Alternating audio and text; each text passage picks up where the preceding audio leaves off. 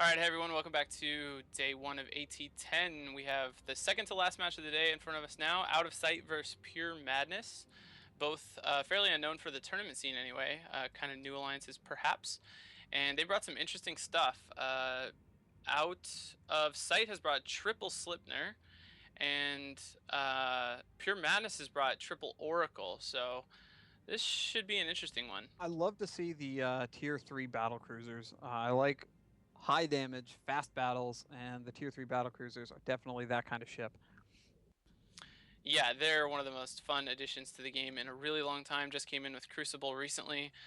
Now, this match, the Oracle should be faster than the Slipners, or at least very similar speed, and they outrange them by a ton. The Oracle's able to use Mega Pulse lasers with Scorch to do damage out to a very long range, like 50 or 60k optimal.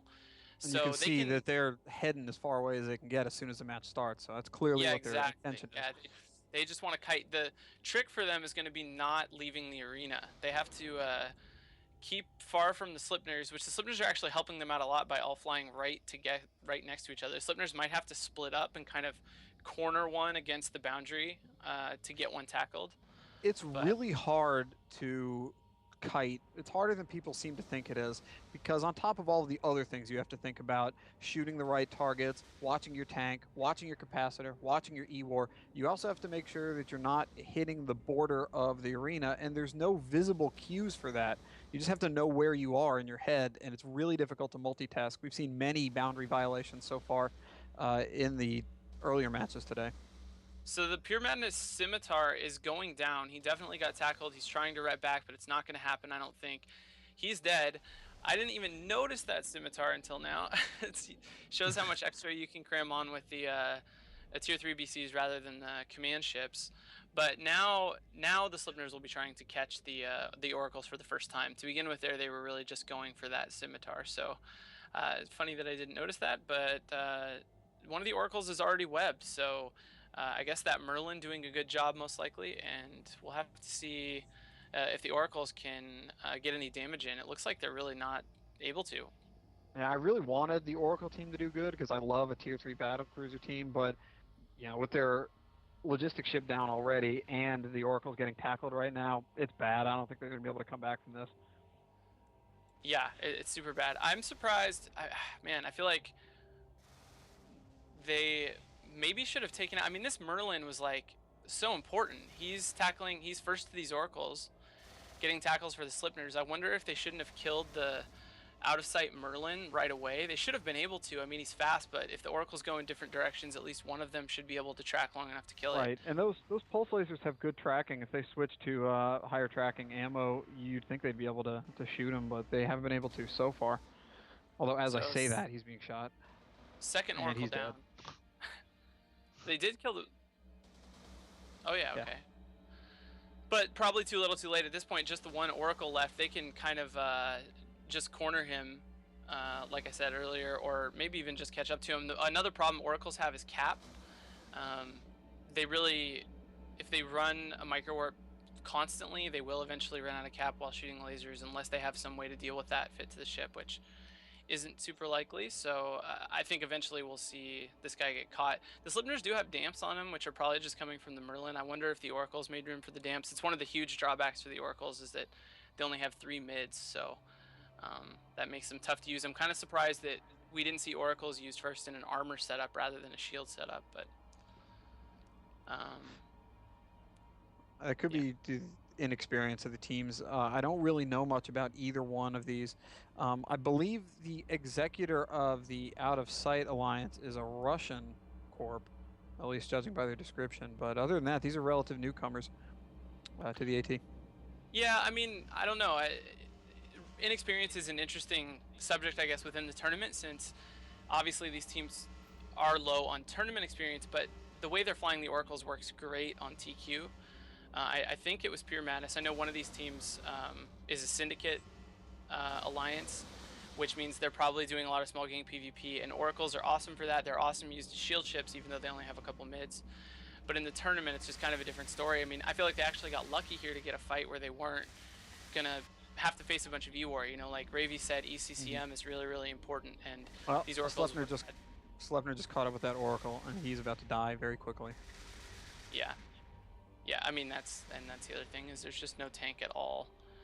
What I've been So noticing with these smaller team setups in the prelims here, once you lose one ship, especially when it's a logistics ship, your entire team is uh, the setup is so damaged by the loss of that first ship. It's really hard for the team that suffers that first blood to turn it around and come back.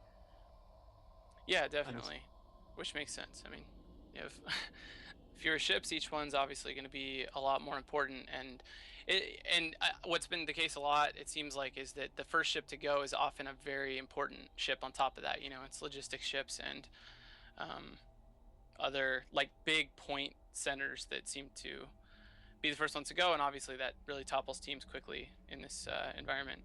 So now it's just this Merlin left. He's faster than Scimitar, so he'll run around for a little bit, trying to evade capture, but I'm sure eventually they'll catch up to him. One really nice thing about the Slipners that we talked about a lot last year, I think, is that both on TQ and here, Minmatar is very popular because of their ability to project damage without a lot of cost. That's something that the Oracles actually do really well. One of the few ships we might see in the tournament that do it better than a Slipner, but Slipners are actually, for being large, very good at killing frigates. They can hit from a really long range. They track pretty well. Um, Minmatar Hurricanes especially are really popular on TQ for their ability to deal with a lot of different size of ships really easily. Yeah, it's nice to have that long fall off that the projectile turrets give you, but I've always been kind of a fan of lasers, especially the big battleship sized pulse lasers. APOC was a favorite ship on TQ for a long time, and that's what makes me partial to the Oracles that we saw here in this match. They get to put those big mega pulse with Scorch on there that can reach almost completely across the arena. If they can just stay away, they could do an incredible amount of DPS without dying. Yeah, I think I don't know. Yeah, I'm curious. I wondered where oracles would fall kind of throughout the tournament, and they seem like really strong if you're able to protect them and keep them able to shoot. I think in this match we saw protecting them be a really big problem, and in other matches it's likely that we'll see tracking disruption or jamming be a really big problem for them. But if you can solve those problems, the oracles are so awesome because it's so much damage at such range, and it's cheap actually. The point cost for them in this tournament is so low compared to any other ship that can field similar amount of damage. Yeah, I wonder that if it would, instead of building your team around oracles, if they would be better just kind of filling in a DPS gap in your lineup. I Right. think that they may have more of a place on the 12v12s than here in the 6v6s. I think you might be exactly right, Zastro. I'm interested to see. I Thank you wonder for finally also. admitting that. It was music to my It's ears. rare, but I'll give you credit when it happens.